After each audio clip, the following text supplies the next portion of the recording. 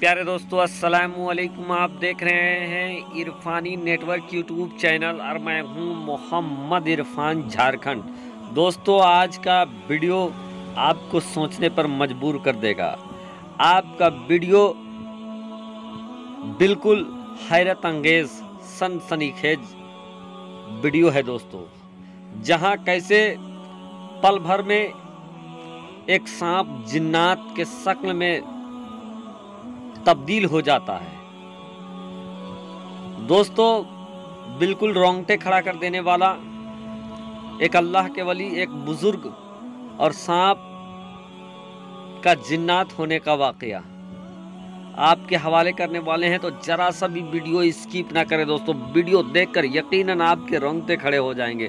तो चलिए दोस्तों, वीडियो का आगाज़ करें। उससे पहले आपसे अदबन गुजारिश करना चाहेंगे, अगर आप पहली बार मेरे YouTube चैनल इरफानी वर्ल्ड में विजिट कर रहे हैं, जल्दी से चैनल को कर लीजिए सब्सक्राइब, साथ ही साथ बेल के बटन को ऑन कर दें और ऑल नोटिफिकेशन के ऑप्शन को दबाकर। दोस्तों, ये बिल्कुल फ्री होता है और हर वीडियो का नोटिफिकेशन आप तक ले जाएगा। तो जल्दी से लाल कलर का जो सब्सक्राइब लिखा है दबा लें, सब्सक्राइब कर लें। दोस्तों, अल्लाह का एक बुज़ुर्ग, अल्लाह का एक वली अपनी इबादतों में मशगूल था। अल्लाह अल्लाह और अल्लाह के रसूल के ज़िक्र में वो अल्लाह के वली लगे हुए थे कि अचानक से उनके सामने एक बड़ा सा सांप आ जाता है। जब बड़ा सा सांप इनके सामने आ जाता है दोस्तों, और इनकी निगाह जब उस सांप पर पड़ती है तो ये सकपका जाते हैं और सामने ही उनके हाथों में जो कुछ लगता है डंडा वगैरह, उसको उठाते हैं और इस सांप पे वार कर देते हैं। सांप के ऊपर वार करना था दोस्तों कि वो सांप, वो विषैला मौजी जानवर सांप वहीं पर दम तोड़ देता है। और उसके बाद जो कुछ होता है वो देखकर ये बुज़ुर्ग हैरान रह जाते हैं। दोस्तों, इन्होंने जैसे ही सांप को मारा तो वो सांप जैसे ही मरता है, दम तोड़ता है, कि उसका शक्ल बदल जाता है और वो एक सांप के बजाय एक जिन्न के रूप में वहाँ पर पड़ा हुआ रहता है। अब ये बुज़ुर्ग काफ़ी हैरान में आ जाते हैं कि उन्होंने तो सांप समझ के मारा है और ये सांप था, लेकिन मरने के बाद ये जिन्न में तब्दील हो गया। अब दोस्तों, क्या होता है कि इसकी खबर उस वक्त के जो साहे जिन्नात थे उनको लगती है, और ये औलाद, ये बच्चा जो था उनका बेटा था। अब उस साहे जिन्नात ने कुछ जिन्नातों को ये हुक्म दिया कि जिसने उसके बेटे के साथ इस तरीके का काम किया है उसको पकड़कर यहाँ पर ले आए। अब दोस्तों, 2-4 जिन्नात इंसानी शक्ल में आते हैं और उस बुज़ुर्ग को पकड़कर जिन्नातों के वादी में ले जाते हैं।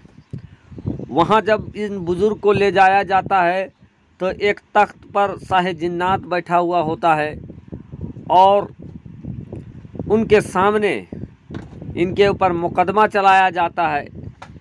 लेकिन चूँकि ये भी अल्लाह के वली थे, इन्होंने साहे जिन्नात से ये कहा कि बादशाह, मैंने जिनको मारा है वो एक मौजी जानवर था, वो एक सांप था, और मैंने एक सांप को मारा है, बाद में वो जिन्नात में तब्दील हो गया। तो मेरे ऊपर जिन के मारने का या जिन के हत्या करने का आरोप, मेरे ऊपर मुकदमा चल नहीं सकता है, क्योंकि जब मैंने उनको मारा था तो वो जिन के शक्ल में नहीं थे बल्कि वो सांप के शक्ल में थे। और अल्लाह के नबी ने भी मौजी जानवर जिससे आपके जान का खतरा हो उसको मारने का हुक्म दिया है। इतना सुनना था दोस्तों कि वो साहे जिन्नात भी मुसलमान था, ईमान वाला था। वो सकपका गया जब प्यारे आका का फरमान उसके सामने सुनाया गया कि अल्लाह के नबी ने मौजी जानवर सांप को मारने का हुक्म दिया है, तो वो घबरा जाता है और वो अपने पास मौजूद जिन्नातों से ये कहता है कि क्या ये सही है कि अल्लाह के नबी ने भी सांप के मारने का हुक्म दिया है जिससे जान का ख़तरा हो। तो वहाँ में से कुछ ऐसे जिन्नात होते हैं, ये कहते हैं कि अय बादशाह, हम लोगों ने भी एक सहाबी जिन से ये सुना है कि अल्लाह के नबी ने जिससे जान का ख़तरा हो, जिन सांपों से, मौजी जानवर से, उनको मारने का हुक्म दिया है।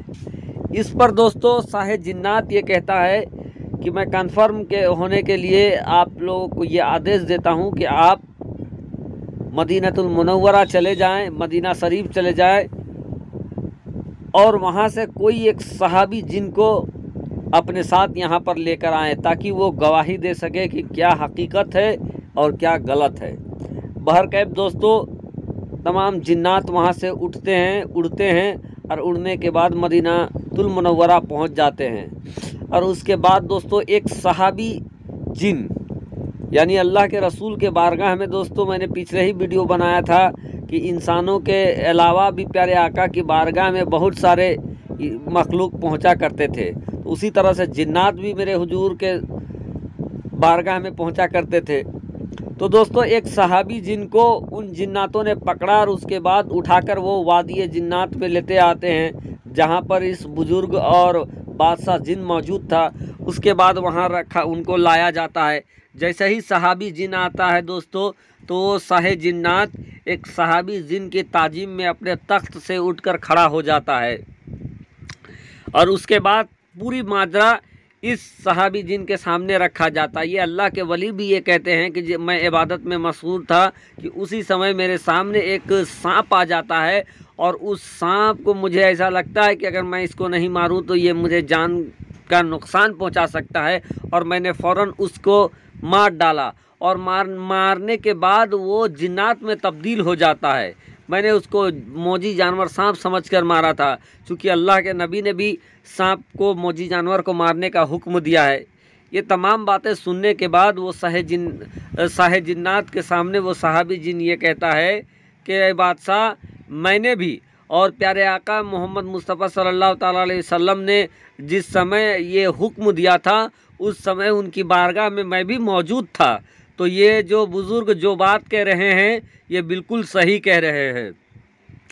दोस्तों अब साहिब जिन्नात के सामने प्यारे आका मोहम्मद मुस्तफ़ा सल्लल्लाहु ताला अलैहि वसल्लम का फरमान आ जाता है और गवाही के लिए सहाबी जिन आ जाते हैं। इतना सुनना था दोस्तों कि साहिब जिन्नात भी अपने सर को आका के फरमान के सामने झुका देता है और जिन्नातों को ये हुक्म देता है कि जिन्नात इनको जहाँ से तुम उठा कर लाए हो वहीं पहुँचा दो। और दोस्तों फिर उस अल्लाह के बरगुज़िदे बंदे उस बुज़ुर्ग को जिन्नात पकड़कर वहीं जाकर छोड़ देते हैं जहां से ये उठा कर लाए हैं। यानी दोस्तों इससे ये भी साबित होता है कि मेरे आका के फरमान के फरमाबरदार सिर्फ इंसान ही नहीं दोस्तों बल्कि जिन्नात भी है। और जिन्नात को भी मेरे आका प्यारे आका मोहम्मद मुस्तफ़ा सल्लल्लाहु अलैहि वसल्लम से किस कदर लगाव है और किस कदर उनका हुक्म मानते हैं वो भी।